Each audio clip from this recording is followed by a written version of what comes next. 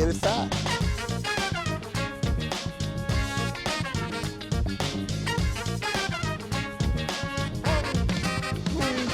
Unbelievable. If you want to get anywhere in the business you're in, you're probably going to need some help. And I've had a little bit of help over the years. One of them was a guy named Alvin Jewell, who watched me swing with my chest and bang through the window at the City Park driving range and exclaim, "Born, born, swing them arms." And right after that lesson, that simple through the glass lesson that turned me in from a low fader to a high drawer, I found some cats to play golf with that were better than me. And let me just tell you, if you want to get better at golf, the thing you have to do is you have to find some people who are better golfers than you, because you're going to see how they handle themselves on the course. You're going to see how they prepare to play good. And then if you're playing for a nickel or two, you get to see how to handle pressure. And one of those people in that first group of guys that I played with after the Alvin Jewell swing them arms lessons was this gentleman's dad, Ernie Makepeace. This is Kyle Makepeace. How you doing, Kyle? Good to see you. And what business you in now? I'm in real estate. I also own a restaurant called Bayou Hot Wings uptown How about in New that? Orleans. So. That's awesome. Well, your dad used to play golf with a guy named Mike, and neither one of us remember his last name. He was a big, tall guy. Your dad was a short, dark-complected guy. Yep. And so what was really interesting is they were like everyday golfers. You know, you have to have the right, situation in your life to be able to do that. They played every day, pretty much 5 days a week, like 10 or 11 o'clock, which was good for me because once I started teaching, I could give a couple of early lessons. But this was like right before I started teaching. We would go play different golf courses in the area, and we play City Park a lot and hit balls. It was fascinating, the interest that your dad took in me. Like he saw something. I probably didn't even know if I was going to keep playing golf at that point, because before the Al Jewell lesson, I was hitting it pretty bad. So looking back, there's absolutely no way that if I don't have those guys to play with every day, and then people that they knew, right? They knew all the African-American pros who were super nice to me. The white guys wanted me to go away instantly. Go coach football in a Little League or something like that. But we would play, and I remember meeting your dad before all of that. There used to be a course, I don't know if he ever told you this, but there was a course called the Junior Course at City Park. City Park South. No, before that? There was a South course. Okay. And then right about the time I started driving, they closed it, which was great because it still had pretty good grass on it. Right. And I would go hit balls. So I'm hitting balls off of what used to be the 18th green on the number one course that Hogan and Byron Nelson and Donald Palmer played. And I'm hitting these high shots. I don't know why I was hitting it high, because I was basically a low ball hitter. And your dad came over with a guy named Cater Solomon. I don't know if you know. I don't know him, no. And they said, "Man, you can't do that. You got to learn to knock this shot down a little bit lower." And they were right. I mean, you can't just hit it straight up in the air all the time. So over the years, you played a lot at English Turn, right? Yep. And we've seen each other there. But what's good today is we're going to go over in the business side of the studio and work on your golf game. But in the meantime, you gave me a little gift here. A book called The Putting Machine by Ernie Makepeace. And I'm sure you remember he was definitely known for his putting. He was Absolutely. always really good at putting, and it's something that he probably worked on for 20 years. And finally, I was like, just do it already. Do it. I remember the first time he gave me a putting lesson. I had just bought a new putter about 6 months before that, and I was putting okay, and he was showing me how far right I was aiming. And it's like, it never even occurred to me that, there was things like, where my shoulders were. I mean, like that's how little, people know me now from teaching, and that's what we're going to do, today. And at some point, I was like anti-golf instruction because it was all so bad. Every time I ever heard anything from anybody, it hurt my game. But let me just tell you, knowing that I wasn't aiming my body anywhere near where I was aiming my putter, that helped me a bunch. So hopefully I can return the favor today. Let's go over there and work on your game. Perfect. All right, buddy. Glad to be here. So how's it been going on the course, Kyle? Pretty good. I don't play as much as I used to. Yeah. So it hasn't been. The practice is tough, good. right? The practice is tough unless you're out there a lot. So I took off most of the winter. So I came back. It wasn't very great when I came back, but I'm just starting to get it back. Like I shot 82 the last 2 rounds at English Turn, but I am pulling the ball a lot, which I don't do. So it's just. So when you play your best at a course like English Turn, what do you shoot? Like what's your best couple scores out there? I shot a bunch of 73s. Yeah, okay, good. Yeah, so you're single digit handicap under normal conditions. Yeah. So the way this works, that white line's your target line. Give me your best one right there, and we'll see what's going on. All right, let's see. And I'm usually, I'm sure I still do, I come over the top like everybody, right? Let's see.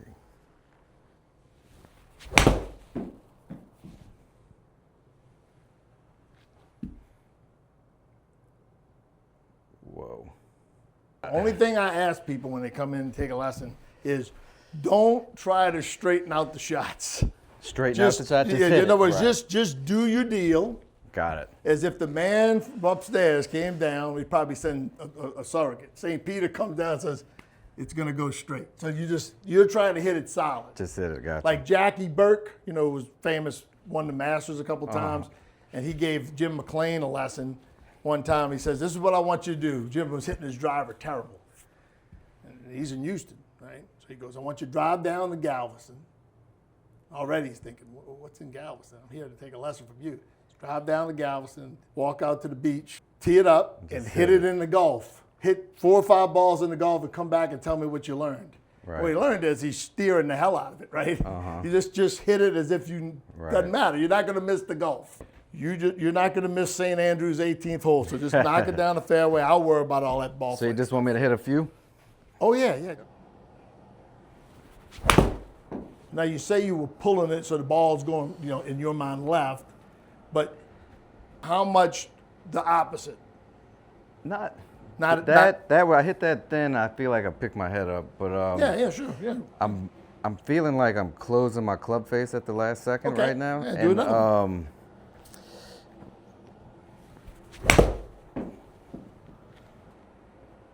So what's funny is like a lot of people will come in and they'll tell me they're pulling it because the ball's going left, and really what they're doing is they're just hooking it over there, right? Not you. You're probably mostly pulling it. So this line that I drew, a concept from the book The Golfing Machine, is called the elbow plane. So it's where would the club be and your elbow be at impact. At address, most people's hands are lower. You're not going to have your hands that low at impact. I see people drawing lines, all you folks out there, I see you drawing lines and everybody's got a good camera on their phone now, and they'll draw the line on the shaft. You're not putting that club on that line on the way down. At some point in the downswing, probably, Kyle, we want to be on that puppy. That club's a little closed at that point, right? Okay, so here's the issue, right? The club just doesn't reconnect to this elbow plane. People confuse this all the time, and they'll say stuff like, well, shallow and steep and all this stuff. But really, all it really is there's a plane that you're going to be on down here. If you get a decent amount into your downswing off this elbow plane, and not every downswing needs to be on the elbow plane, including yours, okay? But it's just not far enough behind you, right, at that point. It's not that the club shaft needs to be shallower. You just need to move it all that way. If the club is, still above this plane, or even, watch this, that's, just so you know, like I said, the shaft at impact, even if we drew a different line and we drew the actual shaft at impact, right? Because it's bent now, shafts droop. So like almost where the shaft is, right? That's a little higher, 58 degrees. We were like 54 before. So let's just say that was your plane.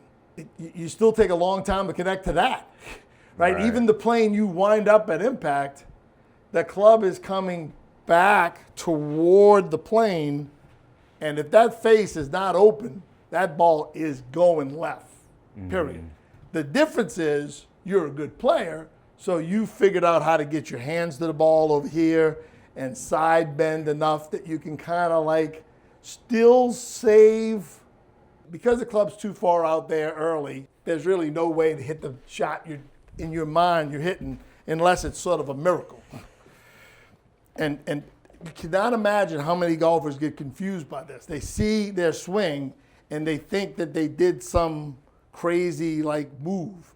But really, if you just kept the club up there, look, here's your backswing like this. That's a little more wrist cock than me. If you just kept the club up there like this, and you just kept turning, that's about where that club is right there. So what we got to do is see first, can we connect you to the so-called ideal orthodox elbow plane? If we can't, we got to connect it to something that you're on an impact, or every time you hit the ball, you're going to have the club up like this. So this is an 8. Now, are these clubs bent any kind of different lie angle or no? I'm not sure. I did get fitted for them. So maybe Yeah, to me they look like they're about a degree flat, which you and me are about the same height, but that's about I would play with. So this number on TrackMan, people, like, I don't think people, I've been to a couple seminars this year where supposed TrackMan experts said they like having like 1 or 2 numbers up in a lesson. First of all, if you put 33 numbers up, this number is the lie angle of this club when you hit the ball. Okay. 62.4. Probably Upright, not way 62.4. This is probably more like 60, 59. So that means you're putting the club like this. Like if you make a divot have the toe being the only thing that comes down to the ball, you start hitting it on the toe because it's the only part of the club that you can get underneath the ball and get the ball in the air. But you know what's interesting is the paths, except for the first one when you wasn't warmed up, were all pretty straight. So you know where straight is. It's just coming from such a funny place that the little last minute correction. Do you think, I mean, obviously, but I definitely don't want to bring the club that far back. Oh, I don't shorten swings. No? No, the man upstairs is way better at that than me.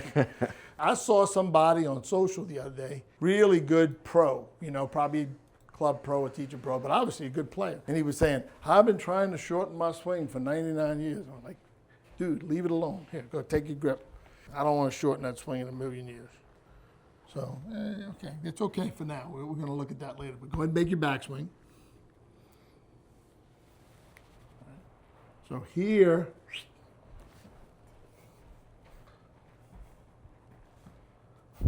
look at that. There's the plane. Gotcha. So it's not like it's back in the office right there. Go back to the top, all the way back. Go stretch. Right, and your butt like this. You're a little higher, right, like that. Then come on down and put it on my shoulder again. There you go. It's just not that far back, right? It's back. I mean, this your club's out here somewhere, right? So it's kind of behind you on a maybe 30-degree angle, like not like this, but sort of like this. Gotcha. And you're just gonna feel like you're starting it more toward the corner of the studio and seeing if you can connect earlier and hit it. Right. So if you didn't turn, right? Okay, this is an interesting little thing that'll help you. If you don't turn, like I leave you here at the top, and you just go to impact, that's impact, by the way. Yeah. So as far as you on the downswing, your arms and club, that's impact. So the rest of this, impact stuff is just body. Right. But your arms are actually just going back here. The difference is that when you swing, right, you're turning the whole time. Right. But to you live inside of all of this. To you, that club is going back even more behind you. Let's see. I got a whole bunch of toys I can apply to this problem if we need to. Oh, but it was closer, right? So it was closer. So that was still out here, right? I need to be just a hair. So watch this. Yeah, this just is a hair. All this stuff in a $200,000 simulator room. This was my favorite toy right here. I bought some alignment sticks. So watch, go ahead and set up. I'm going to put this guy where if you don't connect, you're going to hit it. And it ain't going to hurt anything but your feelings. So somebody planted a tree, got a little Italian fellow to hold the branch up, and you got to play. If you had to, right? You've had shots in the trees before. If you had to, that's pretty much it. That's just It's close. incredibly better. Yeah. Right? And so both of the last, the one before was better too. Now, the interesting number, a lot of people don't know what this number is swing direction. So you got swing direction and path. Now, how the hell is that? Sounds like that's the same thing. But it turns out it's not. I got my little noodle right here. This is swing direction. Right. Because the club is, so all these numbers mean something, right? You got a radius of 42. As you can tell, I'm a drummer, right? 24, 42, right? On a 50-degree angle. So basically dead straight. The bottom of it would be 4.1 inches ahead of the ball, which obviously you want to do, right? First thing your dad ever showed me. So you got to hit down on it, right? So the swing direction was 0, but since you hit down on it properly, that makes the path a little to the right.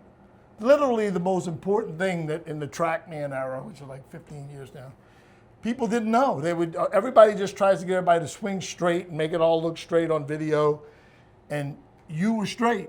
But the only way your ball can go in the hole if you hit it in the middle of the face, and you almost did right there, is to draw it to the middle. So people would start it on line and draw it left and think they were pulling it and they'd swing further right and it'd destroy their whole careers. But the point is, though, you did it. You connected, right? You got to the ball and you swung on this plane that I drew up there, and you come up the other side like you did. To miss that noodle, look how much closer to your eventual plane you are. You get right there at that point. And right there at that point, I'll buy stock. I'll take my 3%, take my wife to the Bahamas or something, Hawaii or whatever. You know, the Nunez tour, you know, that I play on mostly on the North Shore. We'll play Audubon Park every now and then, which for the folks, it's a par 62, like what they call executive. Used to call it an executive course. The reason they called them kind of courses executive courses, an executive can sneak out for lunch and play in 2 hours, right? Right. If you're lucky. Not me.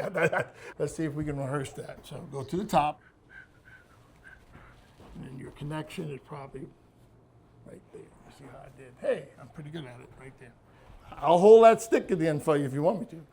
Come around with you on the golf courses. What's the little guy doing right there? Don't worry. Just make sure you pay all your payments to Kyle Makepeace, Esquire. Look, I just want you to know, like, guys who are my age, or they look older than me, they all go like, I want to hit it like this guy or that guy. Well, how old are you? 41. Yeah. See, when you're 41, you can do that. That ain't for everybody right there. That's a hospital visit for some people. But that's what real good players do. That's how you always managed to probably always have the club a little high right here, and then you would just side bend and get it right on plane, and then you could exit because you had a daddy who knew what the hell he was doing, teach you how to play golf, right? So that's all you need to do. Let's see it again. So what are you just putting your arms there? Like if you were explaining how you're doing it back to me.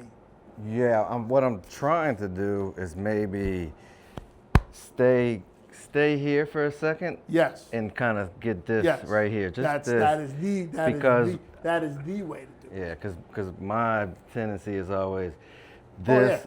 You know. Yeah, if you can get some arm separation while you're even shifting left, but your chest is staying closed. This is something you used to do. It ain't even something that might accidentally happen. Still looks to me like naked eye that the arms are staying up a little bitty bit. So there's two pieces, right? First piece is when these arms, when the arms come down, or the club is connected to the line, right? I'm going to be facing my arms when I do it. Right. But the second part is the arms have to come down, right?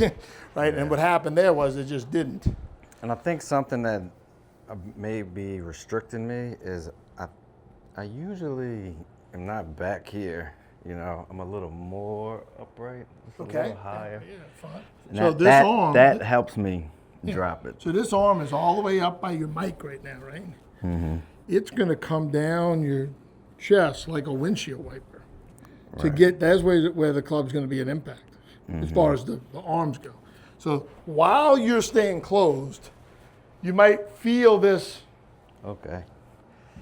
It's like you had a basketball or like a little racquetball in your hand, and you just wanted to go like this, Yeah. boom.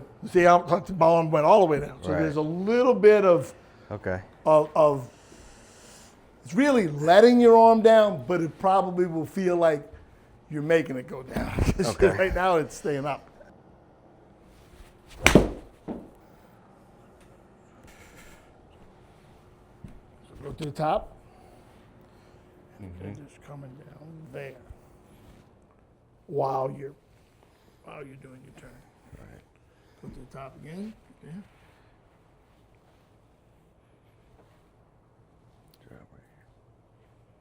Probably that's it right there. It's gonna feel like this, but it's really look on the video right there. That's right on the button. Right. So there's gonna be a distance, right, from your leg as your hands kind of pass your leg. Look at there's your leg, right? As your hands pass your leg, and the club is on the plane, there's gonna be a distance here. And you in some of the shots, it's way put my there, big old size 7 7/8 head in there and have room for a slice of cheesecake that I'm not going to get to eat until I lose 40 more pounds.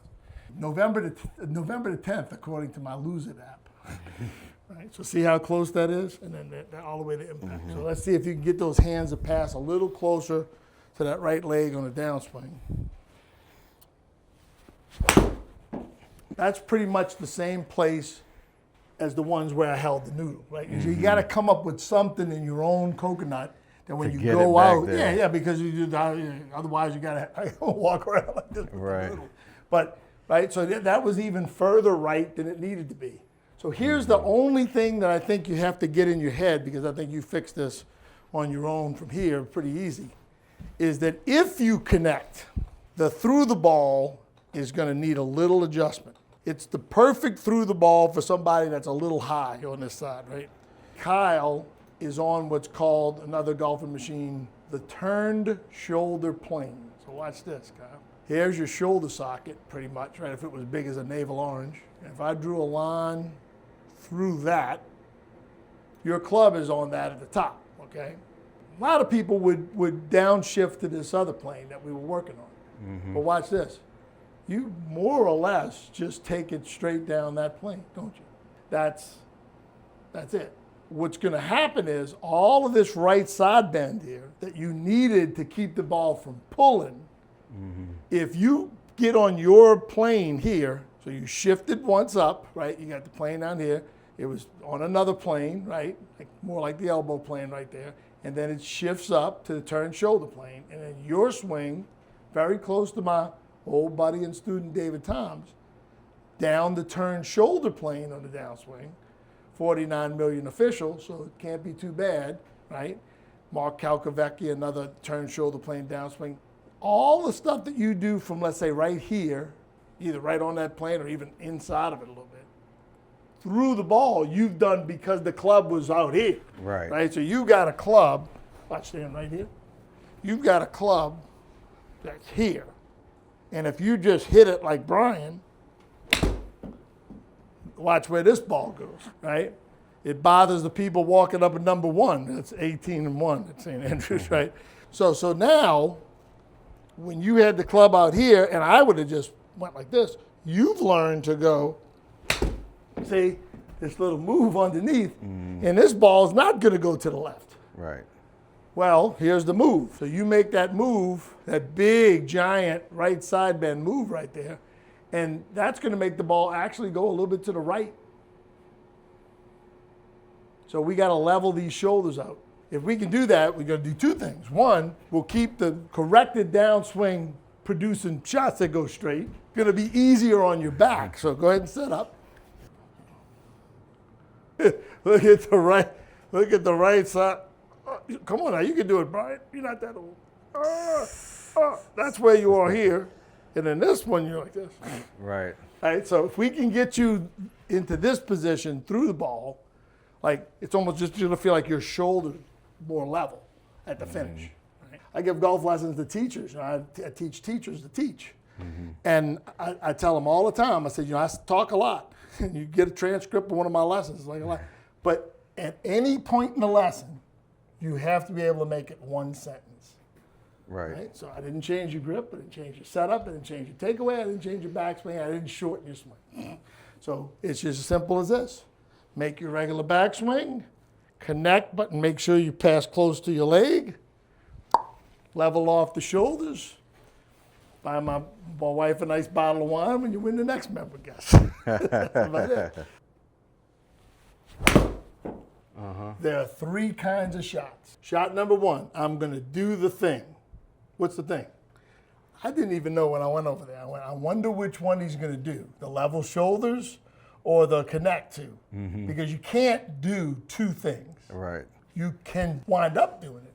You can't make yourself do it. So the category 1 is, I'm making myself do something. Yeah, but it's just one something.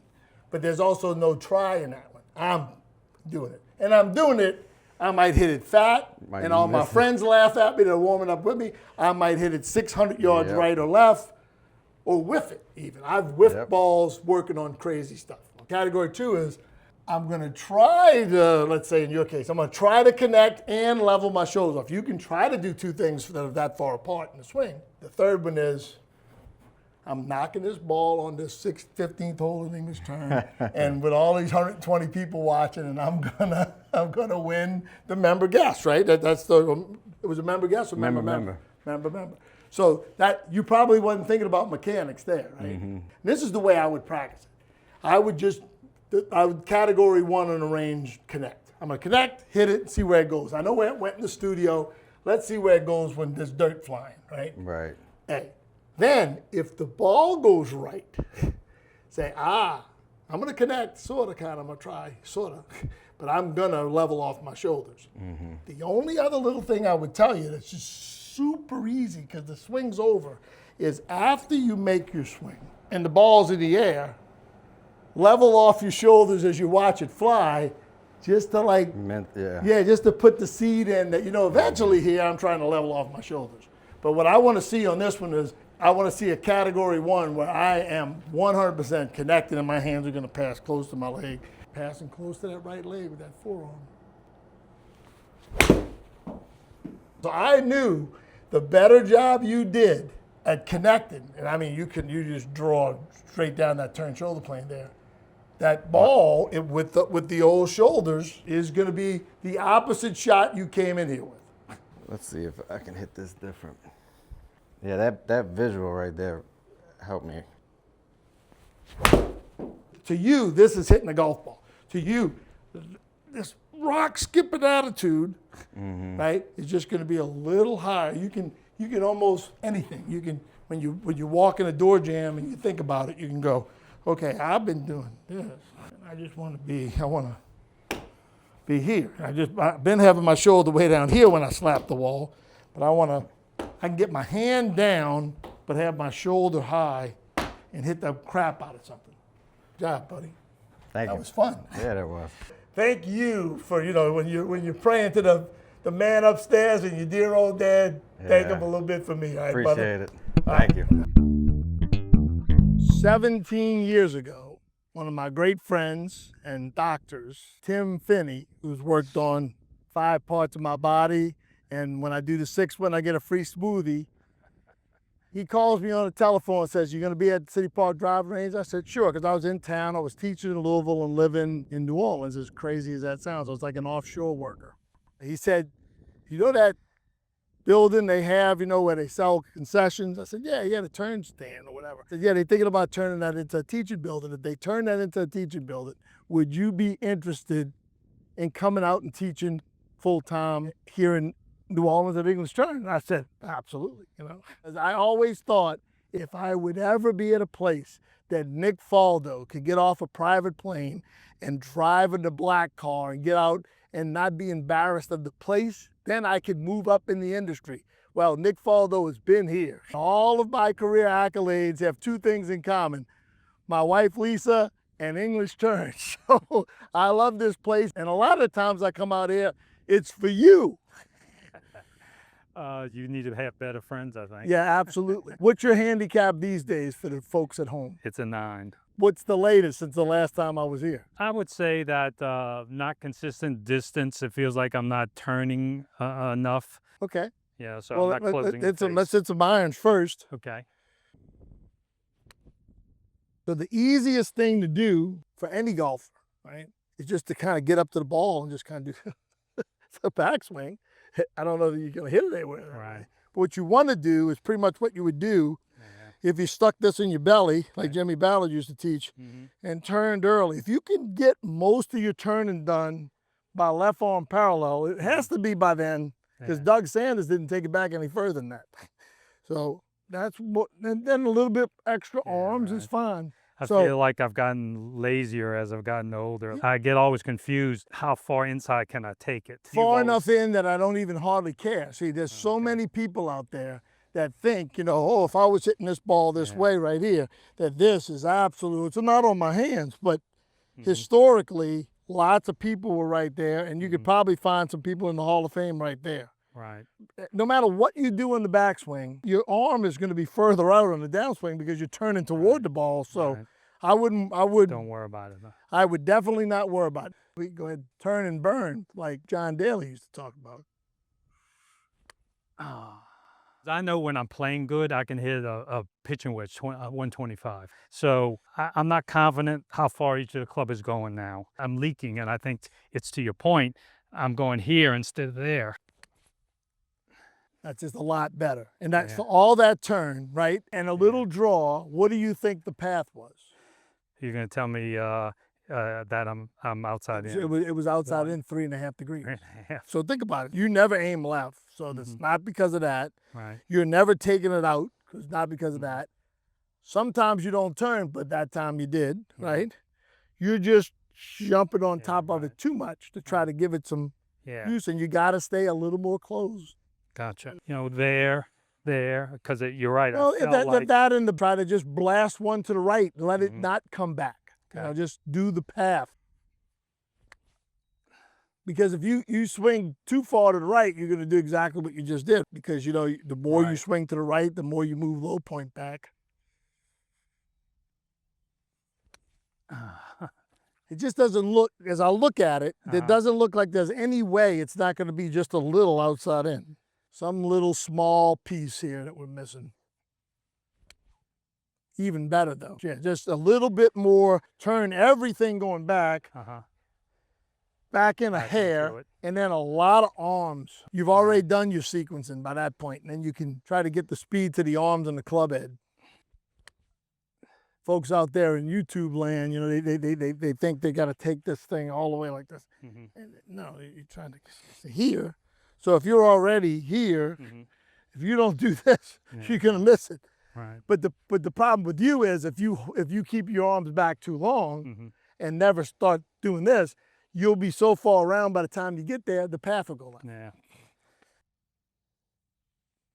See, that just, the right hip went way more in. You hit a perfect top of the backswing position. You kept up with it on a downswing. 0.6 path, 0.3 face, and a ball that went 2 foot off line. They ain't giving you nothing. That orange box, it ain't giving nobody 1 mile an hour or 1/10 of a degree. So you're trying to say, you know, you can get in this argument anytime, any place, anywhere with teachers or players. I was famously in this argument with Brandel Chambly one day. If you think you can stand behind this man and guess his path, or Brandel would say, I don't even have to watch JT. I'll just watch the ball and listen. Man, get the hell out of here. Like, not even any chance, because I don't know. I've watched you hit how many balls you figure? 50,000, 100,000? No, really. 20 years, probably. Yeah. Right. So if I don't know, and I've watched more balls got hit off of that thing with that machine than anybody in golf, it's just keeping me honest. So let me tell you, in 20 years, what I've experienced. It's a short conversation. Wow. Number one was that I couldn't understand the damn word you said when I first came out. Yeah, well, because a lot of people have that you problem. went to Chalmette. Yeah. What I admire about you is, someone said to me one time ago, 20 years ago, that, yeah, Brian's technical, he's got a TrackMan and all, but, you know, that he just reads the numbers off the thing. I said, obviously you need to come out and watch a lesson, because Brian will do anything. Yeah, so I said, I'm all of a sudden one time getting over it. And there's Brian behind me holding my pockets, not allowing me to turn, or turning me more, or he's It's in just a front tool. of me holding a stick. So I said the opposite. It's not like he just pulls this out of the drawer. Well, this is what I'm going to do today. No, you analyze what the person needs, and it doesn't matter what you have to do, but you'll do it. You think you could hit one more of those good irons when we watch some drivers? That will try my best. Felt like it came over the top on that one where I pulled it. There is a shot right there, probably more than any other shot, that TrackMan saved this world from certain destruction. He felt like he came over it. So some teacher 30 years ago, before TrackMan, or 130 years ago, would have stood back there and probably said, "Yep, young man, the ball went over there. Yes, you came over the top of it." So when I take it back more, which Yeah. is I got that takeaway, do Right, I try to back into it, or do I do just the sequencing of keep my No, shoulder? little and back then, in first, little back in first. Okay. Even if it's not additive, even if it's not, no, just hold what Just you a little. got, get to the left Yeah, leg, right. and now you can, because what you posed, you're only as good as your poses, right? What you posed was the shoulder up too soon. You hit it fat and thin. Yeah, right. Try to hold it back. You could just stay, if I was right here, Mhm. chipping this ball right there, and I swung right enough, I'm going to hit it fat. I can't slide enough to hit that ball forward. Right. No, after you back in, there has to be some amount of getting on top of it and going get it.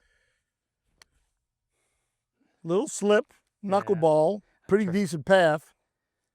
Get that left shoulder as you're hitting it further away from the ball. Okay. So here and Yeah, here. you get on the left leg first, and then get that left shoulder as far away from the ball as you can. Okay. That ball's hit. Okay. Just a little, just looked a little, instead of, Swiping. well, just Let it'll it feel go. like, like when I was a kid, they used to say, finish high, right? Yeah, right. Right, because it looked like good players finished like Right. this, which seemed high because the real duffers were like this, right? But all that is that left shoulder. So you're getting on your left leg, using the ground to help you. Why does that matter? You hear that all the time. Use the ground. Okay, you could do all kind of stuff at the ground, and the club head didn't even move. So the reason that you see these guys jumping with a drive, we're going to do with you in a second, is because this shoulder going this way helps me take the top of this grip and pull it so that I speed the club head up. Okay. Now, you could just do it with your hand, but you can do it harder with your hand and your body. And not only does that get you speed, what it does is it helps fling the club not only around, but see, it goes back up. And as the club goes more up, it pulls you up with it. So what you're saying is that golf and dancing are pretty close, that you've got some pretty good dance moves. Is that what you mean? Man, there was a day where Here it we wasn't go. terrible. It wasn't terrible. If you want to be good at golf, do everything, right? Right. Get your golf fitness guy like JP that's been on the show before. Get your a $5,000 set of clubs from True Spec. Get your, find your $300 an hour top 15 teacher. Do all of it. But if you can't do any of it, or if you can do all of it or some of it, find better players than you to play with, and just Makes a lot of sense. steal as much information as you can. How do they mark their ball? How do they read the greens? If it wasn't for playing with those good players, I had no chance. They would beat my butt. Most people, when I travel, that they would ask you about New Orleans, and I would say the greatest thing about it is that people never leave. So your kids know your aunts, uncles, brothers, sisters. But there's a second reason, is that we're kind of crazy and no one else wants us. Yeah. Didn't they empty the jails in France or something? Uh, How about that teaching right there? That's expert teaching. it's got. And I think you're aiming a little further right than you think. That's 15, 18 yards to the right. And that's after you move 10. Wow. Okay. So you see that tree in the back? Looks like touchdown Jesus. On the left side, yes. Yeah, that's your body Okay. aim. So I want to see that club come out lower, Okay. like low. If I was going to one hand this perfectly straight,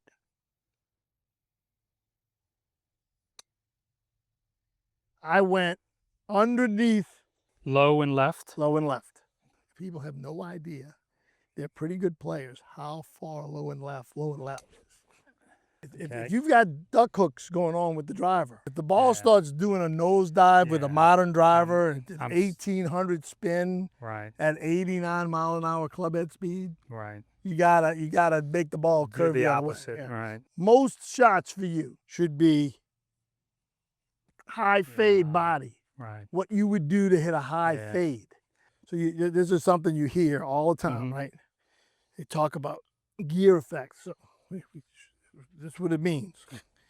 If you hit the ball in the sweet spot, not necessarily where this is marked, okay? Just because it's got a TaylorMade logo right here doesn't mean anything. And you hit it like that, it just comes off like this. But if you hit it in the heel, that slows the heel down and makes the toe speed up. So what that does is it makes the ball kind of crab toward the toe that's speeding up, and it picks up a little heel gear effect, cut gear effect in the heel, and toe makes the, slow the toe down, makes the ball kind of crab this way in the face, picks up draw spin. So JT just hit a draw that started to the right of the target. It was a decent shot now. Started to the right of the target, went right down the middle of the fairway, and swung 3.6 outside in. So that's how far a modern driver gear effect, it's going to start the ball on the side of that you hit it, right? So the toe, it's going to start it more right because the toe is on the right, and it's going to turn over. Again, if you were standing back here, Brandel Chambly, you would lost your last little dollar, your communion nickel. You would have went, oh, he swung to the right because the ball started to the right and it drew. Okay, I would say in general, for you and most people, you make enough turn with the driver, don't fart around with backing in. That's for Rory. The driver, big turn and then go back to hitting the ball. Don't back in with a driver. Stay under the left like that. Yeah. Without staying your forward bend. Once upon a time, I had two people that I taught that could get to 125 club head speed, or 124 club head speed, and 180 something, 6-7 ball speed. And they were, you would look at them and go, yeah, well, sure, they're big and they're tournament players.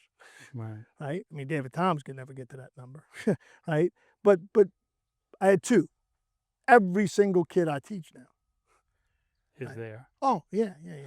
The 190 ball speed is possible, 180 is doable. If you take any of these people like Kyle Traub, made a double eagle of 14 at Metairie in the last round of the state am, right? With a 9-iron. It's 560. Yeah, right. Okay? So, he almost got to 190 in the studio, and everybody swings slower in the studio. You've been there, it's cold. But the point is, unless you've got massive club head speed, with bottom driver, you should just be trying to just mini cut every shot. Good players, right? Guys that can beat you and me's best ball. They aim at the flag mostly, right? If that's a green light when they're hitting an iron shot. They aim at an area when they're hitting a tee shot. It just has a little bit of this look right here, kind of. And it just needs to have a little more. To the left, yeah. Right. You got to kind of go. Gotcha. Okay, this is going to be a good one here. Feel like you go left and up, and I'm just going to watch from here. So if you do it good, right? Like, we got the two kind of finishes, right? You got the finish where Nick lost, babes. High hands, low club. Right. You want to turn it. And then more what we need to do today is the club coming around, like giving you a haircut. Gotcha. Parallel to your cap line. Keep your hands away from your ear. There you go. There you go. That's better. Faster. Watch go through. All the way through. All the way through. All the way through. This is sideways. And this is down your back. Okay. So a little bit more sideways. Yeah. Got it. With some juice. Better quit on that one. Thank you, sir. you make it enjoyable. If you're taking a golf lesson with somebody that ain't any fun, don't do it. I get 2 or 3 things out of a lesson with you. One is I get better instruction where I have something to work on.